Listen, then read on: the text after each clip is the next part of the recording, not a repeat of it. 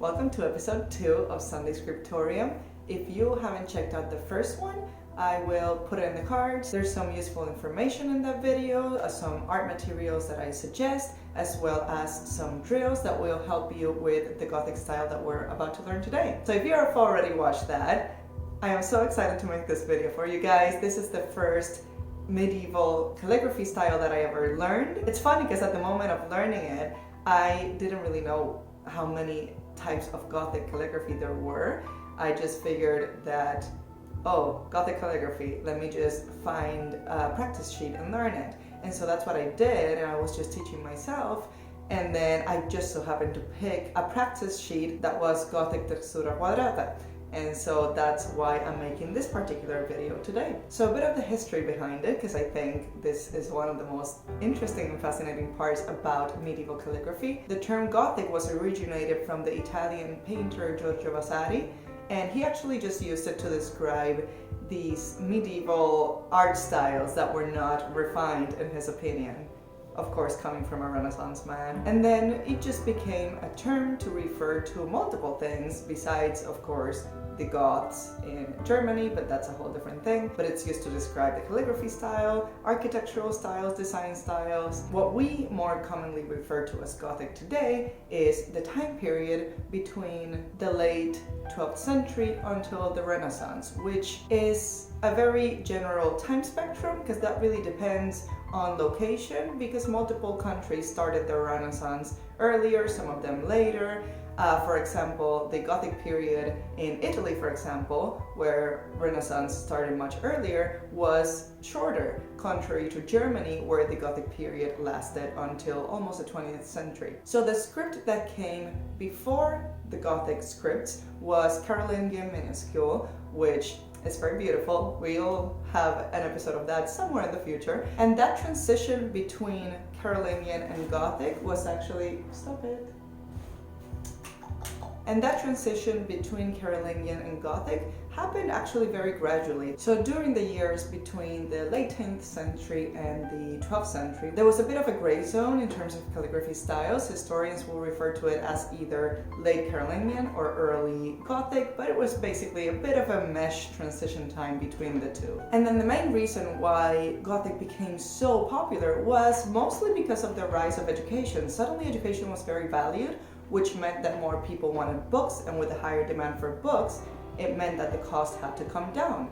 And Carolingian was definitely more ornate style versus Gothic, which had the main purpose of being as squished as possible within the page to save money on paper. So Gothic calligraphy has multiple different styles, and those can basically be categorized into 4 major groups, those being textura, rotunda, schabacker, and fraktur.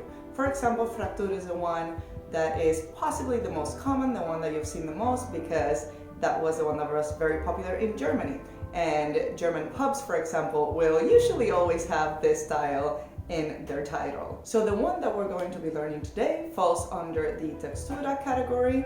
It is referred to as textura, which sounds like texture, because of the woven pattern look that the letters would give the page. Once you would fill a whole page with this very structured, monotonous style, it just looks like it is a pattern more than words. So the particular style that we're doing will be Gothic Textura Quadrata, which was popular from the 13th century onwards, essentially until the end of the medieval era. We already defined Gothic, we already defined Textura, and of course Quadrata would refer to the squared off look of the letters. So something very important about this style is the attention does not go to the individual letter. In my uncial calligraphy, for example, that you guys see all the time in my bullet journal setups, the letters are quite ornate, and I definitely pay more attention to every single letter in particular. It's not just about the whole word.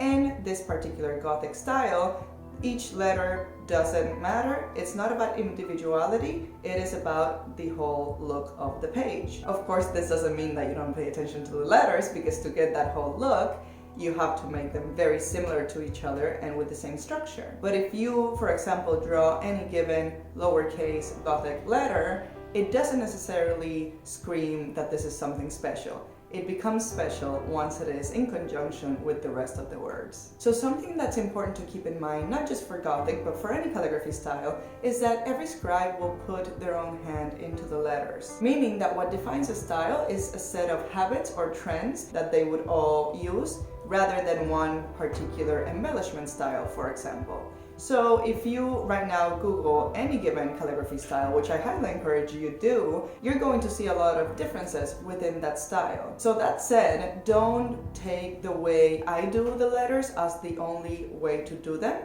This is mostly a guide to show you what those habits, what those trends are that make up this particular style. Now, what I have gathered as the 4 main elements that make up Gothic textura quadrata are, first of all, of course, the squared off letters. That's very important. There are very little curves. There's a few, we won't go over that, but they're very, very rare. So usually everything is very squared off.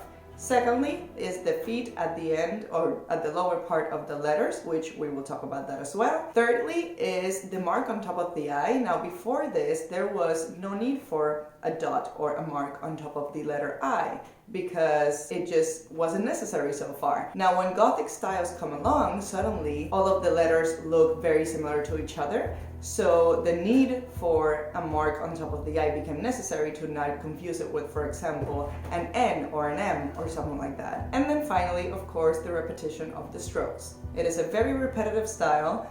I will break it down for you into different letter categories that I have found it to make it much easier to learn. But overall, it's very repetitive. Once you learn a few letters, you learn them all, essentially. So with that, let's get into the calligraphy practice. Alright, so I suggest you grab whatever pen you're using, along with some paper. I will be using the Kaweco Sport with a 2.3 size nib and some Rhodia paper. So quick side note, ignore the 2 A's that are there on the top. As I was filming that first one, it was really blurry and it was not good, so that's why I am redoing the first part here on the bottom line. So I already prepared my paper with the 5 line widths like we talked about in the previous video, along with some guidelines on the top and the bottom, so I know where the main part, the center part of the letters start and end. So I mentioned I divide the letters into different categories, and what I mean by that is in terms of the structure of the letter. So I very quickly noticed when I started learning that certain letters are very structurally similar to others, and they kind of just bunch up in groups naturally. So starting off with the first group, it is basically the group of letters where the first stroke starts on the second pen width rather than the first on the top of the line. So if you notice here with the first one being the letter A, I don't start on top of the line because I know that there is going to be another stroke on top of that and I don't want to go above of the line that I made in pencil. So I'm using the pen widths guides to help me in terms of where exactly to start this, and then I am doing the same on when to end it, because if you notice, all of these pen strokes end with a diagonal stroke, or what we would call feet, in the bottom, and you want space to do that again without going below the line, and then going back up to use the space you left with the first pen width to do the top of the letter A, which is just a small horizontal line. Then to finish the A, we are essentially repeating the first couple of strokes that we made, so the vertical line and then the diagonal. Now moving on to the next letter, we're doing the letter C, and this is where you're going to notice what I mentioned earlier about once you learn one letter, you kind of learn all of them. So if you notice, we're starting this next letter with the exact same stroke as we did with the letter A. However, with the C, instead of going straight horizontally with the top line, we're going to do another diagonal exactly the same as we did with the little feet. Now you're going to see me add little lines. They kind of look like little serifs at the end of these diagonal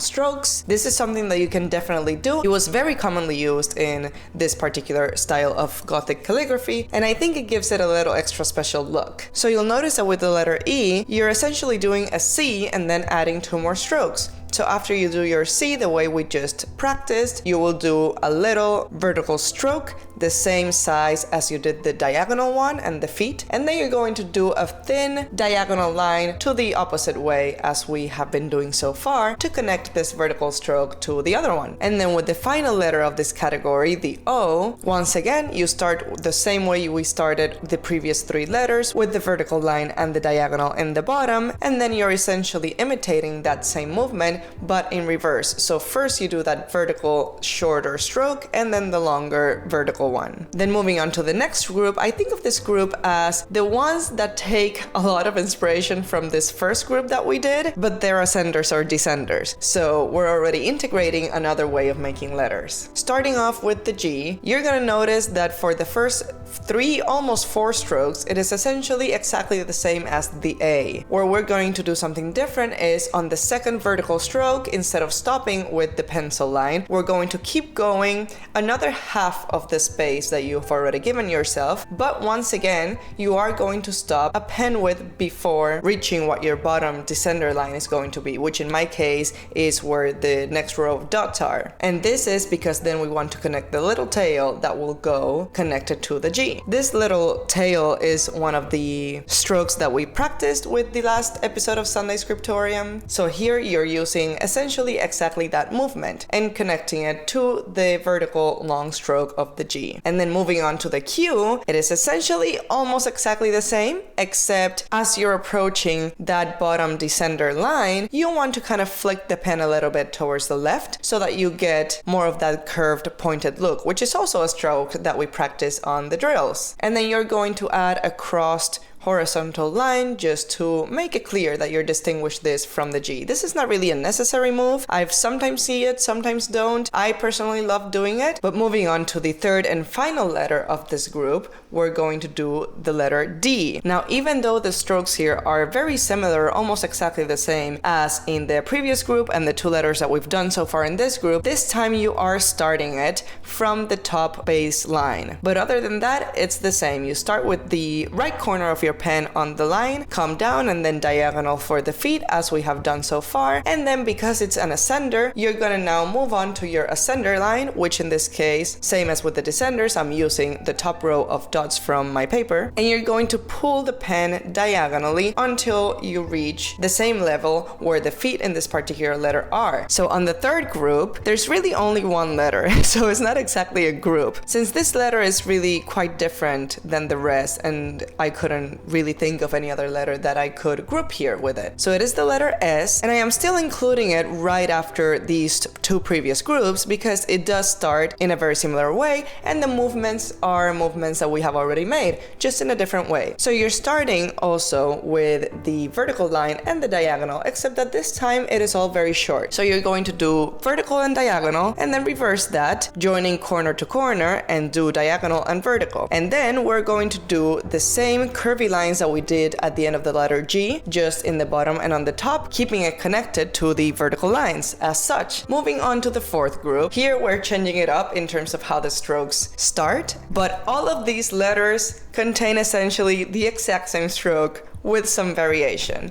And all of these letters looking almost exactly the same is the reason why the mark on top of the I was given in this particular style. Which, by the way, I forgot to put as I was writing this, but you'll see me add it later on when we're on the next group. So we're starting off with the I, because the I basically has this stroke that is continuous throughout the rest of the letters, which is essentially a small diagonal line, which is going to be about 1 pen width, then the vertical line, which is going to be 3 pen widths, the way we've done it on the previous letters, and then the feet, which is 1 more pen width. And then moving on to the next 2 letters, because I can basically talk about them at the same time, the M and the N, you're essentially doing multiple I's connected to each other. Now you start seeing why the mark at the I started to become so important, because that M, for example, where you essentially have 3 I's stuck together without a mark, is just an M. If you were to put a mark on that first one, it could say N. Then the N, same thing. For the N, you just do 2 I's instead of 3. Now I challenge you to write minimum.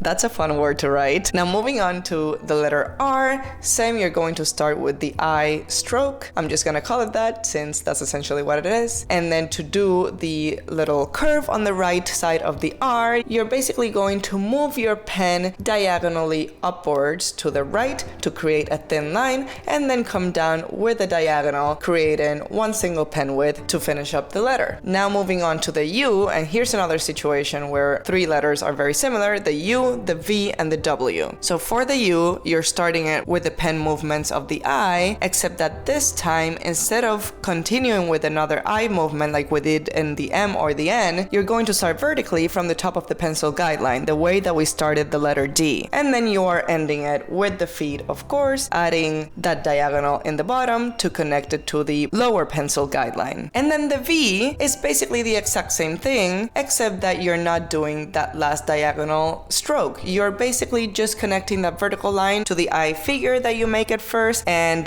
that's it, and that's the letter V. For the W, I'm showing this quick clip of my cat spreading the ink on my W, which is why I scratch it off later, but I thought it would be funny to leave it there, and that way you're not wondering why there's a weird scratch in my notebook later on in the video. But I'm gonna do it again slowly for you to take a look at. Here, it's basically combining the U and the V movements. So first, you're essentially doing a U the exact same way you did it before, and then you add one last stroke the same way that you finished the letter V. And then for the last letter in this group is the letter X, which we're taking a lot of inspiration from the letter R. You started essentially the same with the I pen strokes, and then instead of moving diagonally upwards like we did in the top of the R, you're just going to do the diagonal stroke, being connected to that vertical line. Then we are adding a thin left diagonal stroke in the bottom to complete the X, and of course, one small horizontal line through the middle, essentially just like we did on the Q. Moving on to the next category, I am putting this here just the way I used the second category. This is the letters that contain the same strokes as the fourth category, except that they are all descenders. So starting out with the P, once again, the same movements as for the letter I, except that you're going down one extra space to the descender line. So just like we did for the G, you don't want to take this vertical stroke all the way to the descender line, because then you won't have space for the diagonal stroke.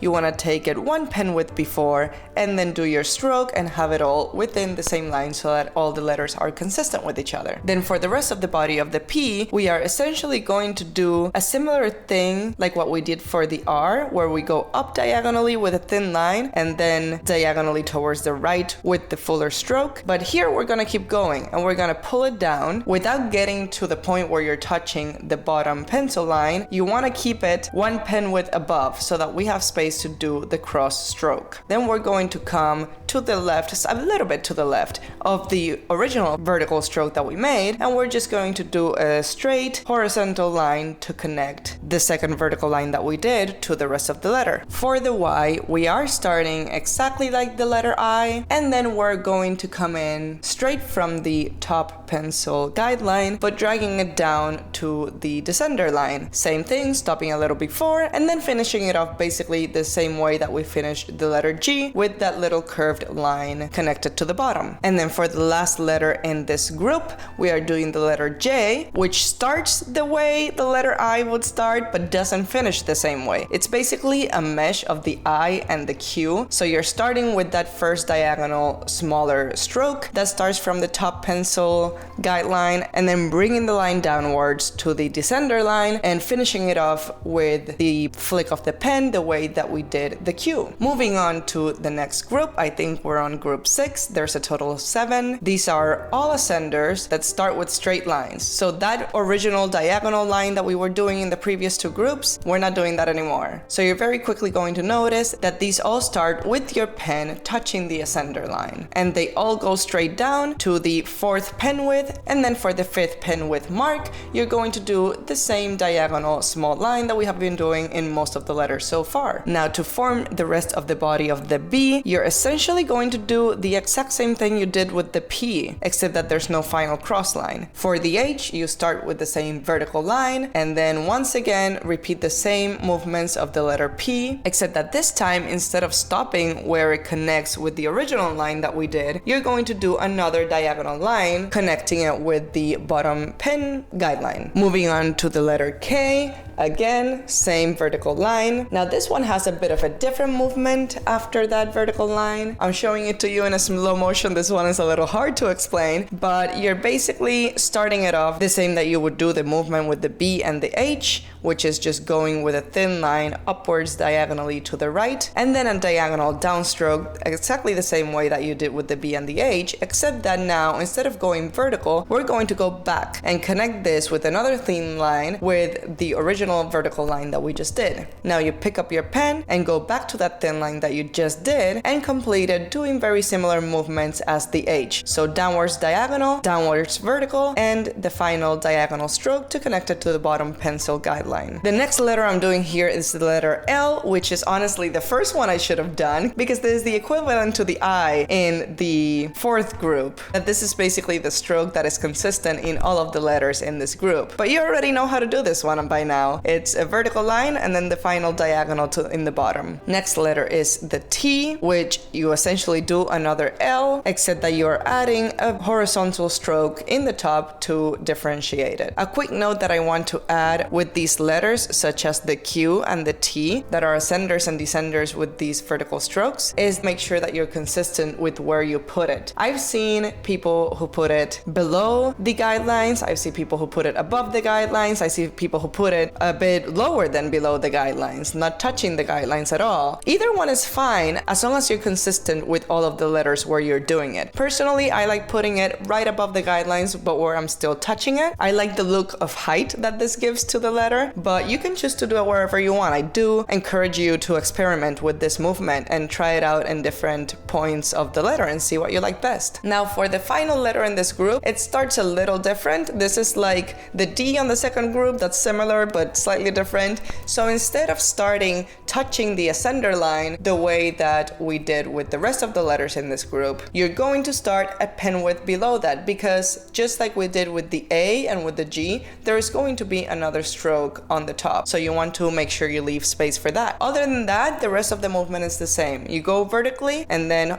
diagonal to touch the bottom guideline. And then for the final group, this is another one with only one letter that I just didn't know where else to put, which is the letter Z. We're just going to do a short horizontal line on the top, and then without lifting the pen, you're going to move diagonally towards the left, forming a thin line until the bottom pencil guideline. From there, you're going to do another horizontal line, just like we did on the top. And then to finish it off, you're going to do a crossing horizontal line in the middle, just like we did with the letter X. And that's pretty much it. You have your whole alphabet. And now I just want to show you a bit of an example of putting all of these letters together with normal words, not just drawing letters. I do suggest practicing the letters by themselves before putting them together in sentences. It will be helpful, just like I spoke in the first episode of this series. I know it's tedious, but it is so incredibly helpful. It just makes your life so much easier afterwards. What I'm writing here is an excerpt from the Canterbury Tales by Geoffrey Chaucer. I thought it was a fitting piece of literature to use in this video. You're going to see how in the first couple of lines, I left 2 spaces between each line, and then after the third line, I decided to cut that to 1 space because I wanted you guys to see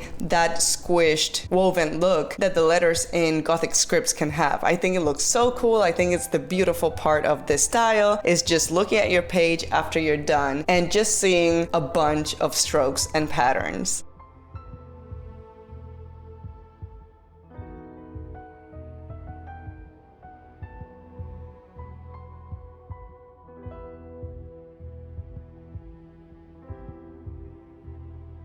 Thank you so much for joining me in the first official class of Sunday Scriptorium. I am very excited to continue with this series. Your comments on the last video were absolutely wonderful. I love how excited you guys are, and I'm just excited to keep going with it. So the next episode will be in a couple of months. It will hopefully be uncial calligraphy, which is the next one that I learned after this particular Gothic style. But until then, I'll see you next week with another video, and have a fantastic day.